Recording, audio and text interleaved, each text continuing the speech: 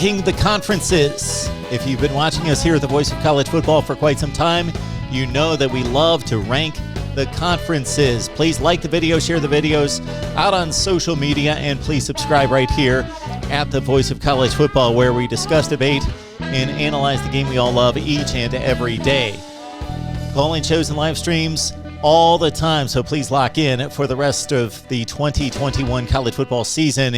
It should be a fun ride. It's been a great one through 4 weeks. Now let's look at the conferences through the first 4 weeks of play here at the Voice of College Football.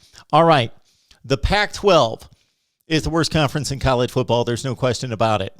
No question. What's ironic, though, is that the Oregon win over Ohio State is going to keep the Pac-12 in the college football playoff conversation for the rest of the season, as long as Oregon takes care of business, as they did finally in the second half against Arizona on Saturday night. So again, Oregon came up with a big win in the Pac-12, the biggest win for the conference since going back to their win over Florida State at the Rose Bowl in the playoff in 2014. But the rest of the conference is sinking.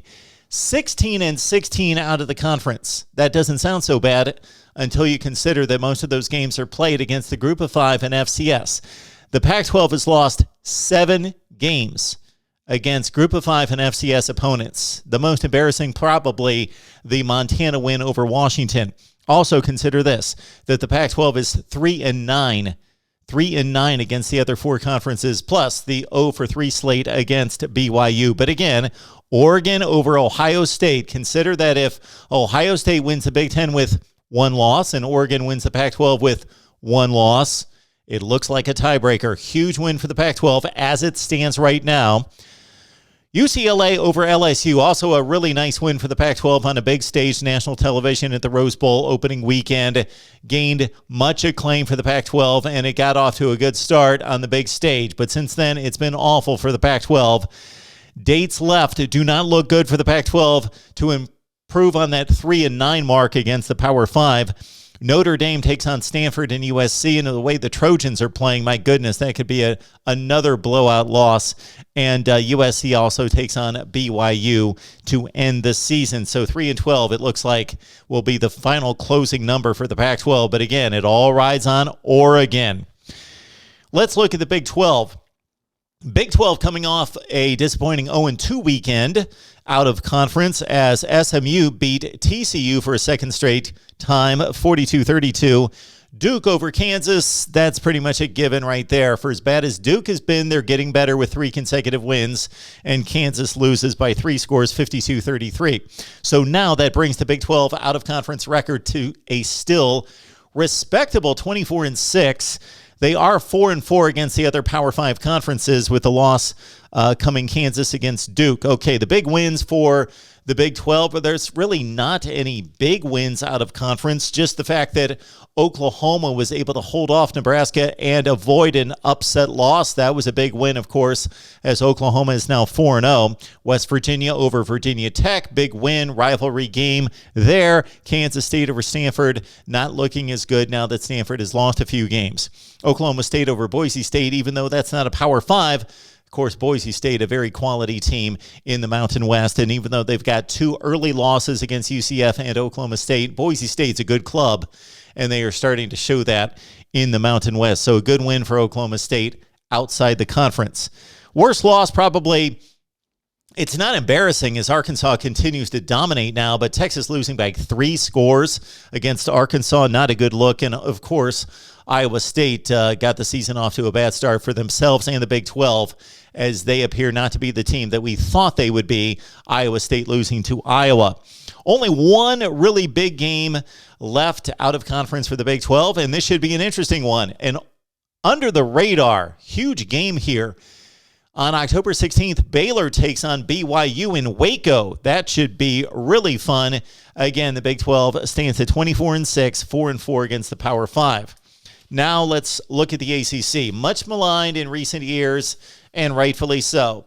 The ACC has been horrible against their Power 5 opponents, but in Week 5, listen to this, ACC fans, bow the chest a little bit, 6-0. Boston College with a nice win at home against Missouri in overtime. Excellent football game there. Syracuse came up with a nice win against Liberty at the Carrier Dome, considering that Liberty was a one-loss top 25 team last year, and Liberty was the favorite, and Liberty bested Syracuse by 17 points last year in 2020. So Syracuse with a nice win for the ACC, and Duke over Kansas. No, nothing to brag about necessarily there, but Duke took care of business by 19 points, and also it's a Power 5 win.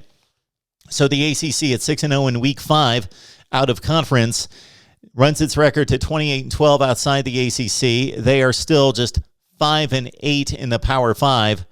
But they did come up with the 2 wins this weekend with BC defeating Mizzou and Duke over Kansas. So now up to 5-8, not quite as embarrassing as the 3-8 record at that point. Big wins for the ACC, really don't have any.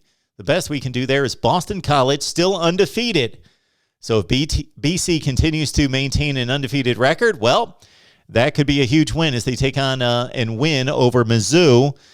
Pitt, Tennessee would be the other big win, relatively speaking, for the ACC. Big losses, they're all over the place. The 12 losses mostly are pretty embarrassing, not necessarily good losses against quality teams. Pitt lost to Central Michigan. Of course, Florida State lost on that crazy play at the end of the game against Jacksonville State. Georgia Tech lost to Northern Illinois. They turn around and beat North Carolina and almost beat Clemson, so I don't know what that says again for the ACC. Upcoming, of course, the Notre Dame games continue with Georgia Tech, Virginia, North Carolina, and Virginia Tech taking on the Irish. Don't expect the ACC to fare too well there. And then, of course, Thanksgiving weekend against the SEC, the 4 rivalry games. So the ACC at 28-12, now a more respectable 5-8 against the other Power 5 conferences. Now on to the Big Ten. 6-2 in Week 5 sounds good out of conference, right? It wasn't a good weekend for the Big Ten out of conference. In the huge matchup at Soldier Field, Wisconsin loses to Notre Dame 41-13. It sounds like Wisconsin was annihilated, blown out. They weren't. Their defense had 6 sacks, 12 tackles for loss. Held Notre Dame to 9 yards rushing, under 300 yards of total offense. But they made a ton of mistakes. Graham Mertz threw 4 picks, 2 pick sixes. Wisconsin loses a big game against Notre Dame. So big letdown for the Big Ten there. Indiana almost lost to Western Kentucky, so not a loss, but 33-31. Close call for the Big Ten. Not so lucky. Minnesota, 31-point favorite in one of the embarrassing losses of the season. Minnesota loses to Bowling Green as a 31-point favorite, 14-10. So the Big Ten 6-2 in Week 5, but all the wins were inconsequential. Ohio State over Akron, Penn State over Villanova, etc. So 6-2, not so good for the Big Ten this particular weekend. Still 29-9 outside of the conference, 8-6 against the Power 5. The biggest win we can find would most likely at this point be still Iowa over Iowa State. Big losses, Ohio State losing to Oregon, as we mentioned during the Pac-12 section. Ohio State, if they win the Big Ten with 1 loss, will have a difficult argument against a 1-loss Oregon Pac-12 champion. Head-to-head loss in Columbus. And, of course, Notre Dame sweeping Purdue and Wisconsin, despite both games being very competitive, not good for the Big Ten. Nothing embarrassing for the Big Ten until Minnesota losing to Bowling Green. All right, on to the SEC, best conference in America. I wish I could be more dramatic or give you some type of different outcome. I love to play the role of contrarian. I love to break up the national groupthink, but this is the story, and it's accurate. The SEC is the best conference. Although the numbers are not overwhelming. In Week 5, 2-1, and consider Auburn should have lost to Georgia State. I'm not just saying that they didn't play well or Georgia State had an opportunity. No, a running back slipped on 3rd and 7 who would have ran for 25 yards and 30 yards and prolonged a drive for Georgia State as they were winning the game by 5 points with 3 minutes left. There was the controversial interception that appears to have been a miscall by the officials that pretty much won the game for Auburn. So that is what it is there. Auburn technically avoids the embarrassing loss, But again, for a second consecutive season, Auburn skates by thanks to the officials. BC beats Missouri, so a loss for the SEC outside the conference. So the SEC a 2-1 with Southern Miss and Alabama, and of course the Tide winning by 7 touchdowns. 32-7 non-conference for the SEC, but just 6-5 against the other Power 5 conferences, so that's not overwhelming. But of course, the big wins have come. Arkansas over Texas. Georgia, despite Clemson's recent issues, still the biggest win of the season outside the conference, you would think at this point. Still, Georgia beats Clemson.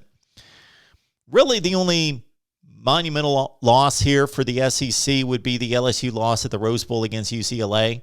The only contending team that lost outside the conference that mattered. Mississippi State, they lost against Memphis in a strange game, but nothing consequential outside for the SEC. We still have an Ole Miss Liberty game that appeared to be a much more competitive game, but the way the Rebels are playing and Liberty losing to a marginal Syracuse team, maybe it won't be such a competitive ball game. And then, of course, Thanksgiving weekend, the SEC, Georgia, Florida, Kentucky, and South Carolina in play against the ACC. All right, this is the way it stacks up, and I think it's very clear at this point, definitively, the SEC is number 1. The Big Ten is number 2.